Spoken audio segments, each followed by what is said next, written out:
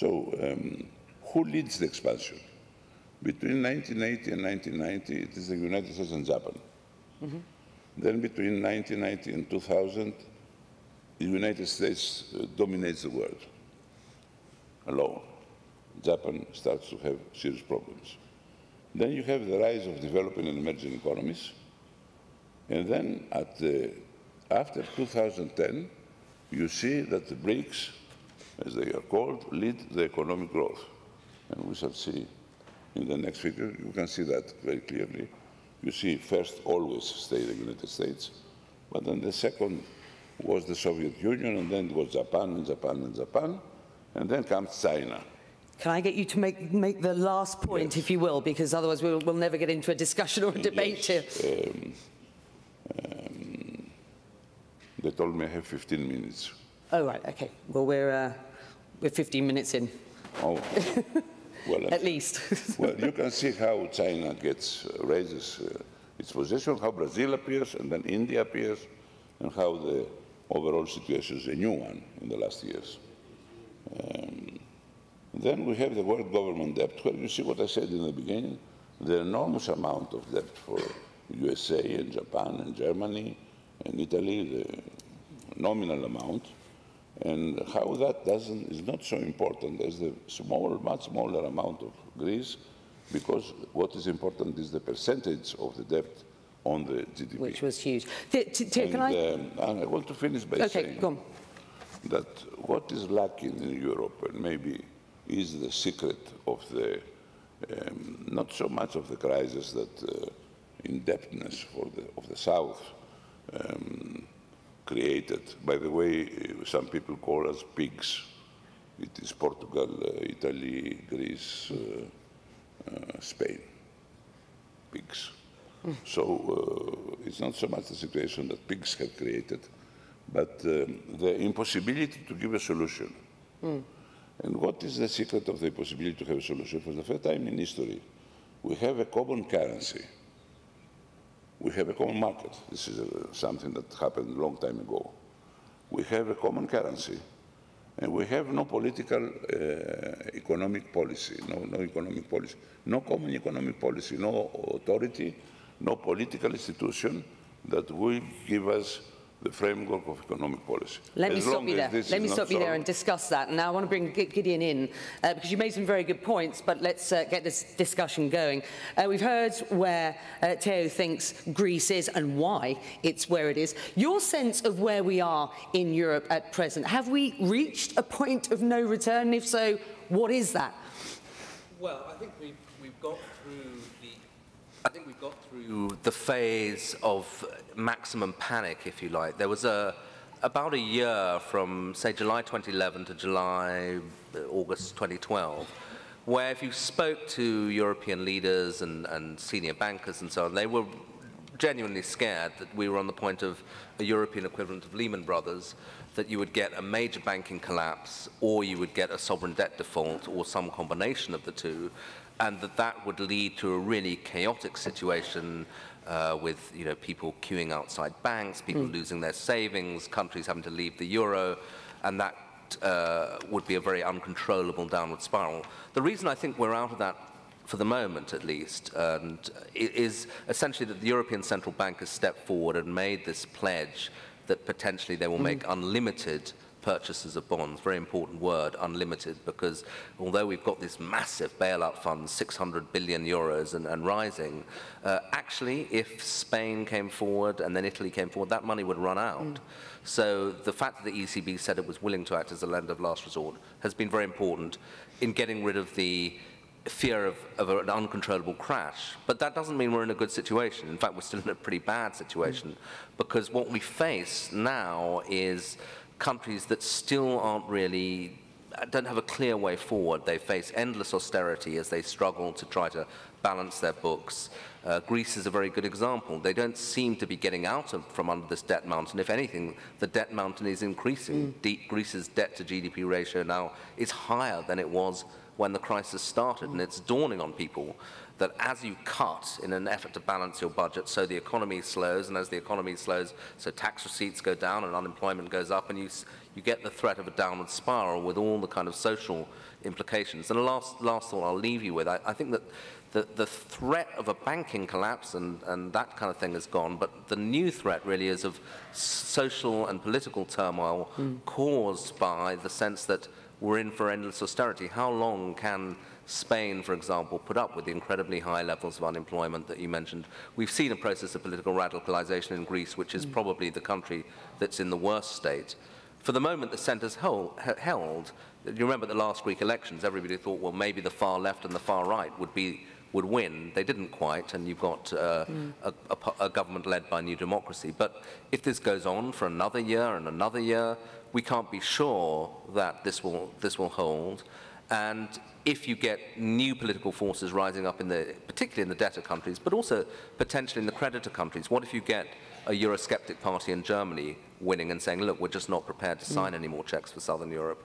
That, I think, is the point of strain. How long can we go on in this way economically without causing a sort of political transformation that then leads to an unraveling of the current European monetary and political arrangements? Yeah, no, you make a very good point. And Gunther, perhaps you'd like to pick up on that. I mean, is there a likelihood that at some point soon there would at least be a coalition which included a Eurosceptic party in Germany? We hear a lot of talk about how much of what Europe's problem is Germany.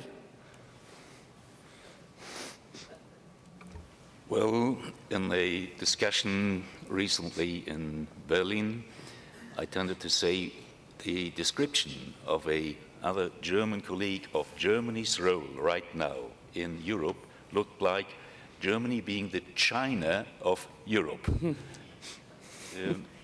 Of course, Germany now is the major economic power. And it's together with France, they are the machine keeping Europe going, or not, stopping it or keeping it going. The problem is that economic power also is together with political expectations. On the one hand, we are happy that we are now, after reunification, surrounded by more or less friends and good neighbors. This is a very new situation for Germany looking back at our history. But the very fact that we are now, or Germany is now, in such a strong economic situation also carries problems with it, because it was mentioned partly already that on the one hand it's expected very much, maybe too much from Germany in the long run. And on the other hand, asking Germany for support and understanding for the different situations, it's also provoking some kind of, well, between admiration and envy. And envy also produces prejudices and digs up all the ancient, the old prejudices. You have seen the pictures, particularly in Greece. And it doesn't mean that the governments are not any longer on good terms. They are really striving and working very hard to keep European unification going and proceeding and further progressing. But for the time being, I think everybody is looking for its own, every country for its own fate, and that's of course the natural movement and motivation, looking after its own interest and then how to cope with the others. And Germany is, I think, in two aspects overburdened. It can't be the only, it is the strongest power, it can't be the only power, because that will provoke anti-German and by that anti-European unification feelings. That's indeed the problem. And we are seeing, I mean, we've seen the swastikas on the posters in Greece as Greeks protested Angela Merkel's trip there. She said she came as friend. They said she was foe on the streets. Where do you see the future for Europe at present? let me add one more thing to what I said before. I consider Germany, and I'm speaking of West Germany, we should keep in mind for a long time it was a divided country, and most of the problems we are talking now about were actually starting when Germany still was divided in East and West. Western Germany at that time, in my assessment, was the nation in Europe, in Western Europe at that time, that was loving and admiring and hoping for united Europe. Why? Because after our bad part of history, Nazi time, the word nationalism or national feelings were bad words and are still to some extent bad words in large parts of German society. So we needed some ersatz. People need some feeling of being together, belonging to somewhere. Germany's nationalism was over. It was a bad word, I repeat it. Ersatz or supplement was Europe. Therefore, Germany I consider to be the nation in Europe to be most Europeanized and hoping for Europe as the ersatz nation. That was one thing. The second thing was Deutschmark. That was also something, a symbol of Germany's, West Germany's political cohesion and strength and progress. So now, Deutschmark, we had to forfeit for simple reason that the other nations would not have agreed to Germany's unification if we would not have forfeited for on Deutschmark. And that was the starting point of introducing Euro much too early. The governments now, they say, yes, it was too early, but now we are in this situation and we have to overcome it. You know? They don't say, no, no, formally they said, no, that's not wrong, that this was correct. No, it was simply the third step before the first step. And this is Sorry, the cause of the do reason. you want to just pick up on that? Yeah, no, well, I mean, I think it comes back to both previous speakers are making the same point, that we have a monetary union without a political union. And historically, those have broken apart. Monetary unions that aren't backed by a state tend to fall apart. And I remember, you know, I lived in Brussels and worked there as the single currency was being launched, and many of us would make this point to European leaders and say, well, you know, how's this going to work? You've got to remember this was a very confident time in Europe. Europe was enlarging, everybody seemed to want to join the European Union, so there was a confidence that let's kind of see it through. And generally you'd get one of two responses on this political union question. They'd either say, well, sure, just because there's never been a monetary union without a political union doesn't mean it can't be done, and we've got all these clever rules for the European Central Bank and so on, and just you see, we know what we're doing, it'll work. Or the other answer was, well, the political union will follow, because monetary union will create a kind of logic, an internal logic, and the political union, perhaps there'll be a crisis, as there is now, in fact, and therefore people will make the necessary decisions and get towards political union. And I think we're discovering that actually neither of those answers were right. The first answer, that the institutions and the pacts they'd set up would see them through, well, clearly they haven't. But then the assumption that, well, then there'll be a crisis and we'll make the decisions to go to political union because we won't have any other option. Maybe they'll get there in the long run, but for the moment they're just not getting there, because I think they were almost too kind of mechanistic and deterministic in the belief that you set up this single currency and that'll just kind of lead you to political union. They left out factors like public opinion. Would the German public, would the Greek public actually want to do this? And so when it comes to very hard questions like, say, the two key countries in Europe, traditionally, France and Germany, are the French prepared to cede sovereignty over their own national budget, which essentially would be what we'd be talking about, to have Brussels and majority voting deciding how much France can spend and on what? I don't think so. Are the Germans prepared to accede to this thing they've always been told they would never have to do, a transfer union, which is, in other words, that a lot of money from the richest bits of Europe, Germany, flow not just as a single bailout, but as a matter of course to the poorer bits of the Union, which is what happens in the United States. I think I'll leave you with one statistic to show you how far you'd need to go.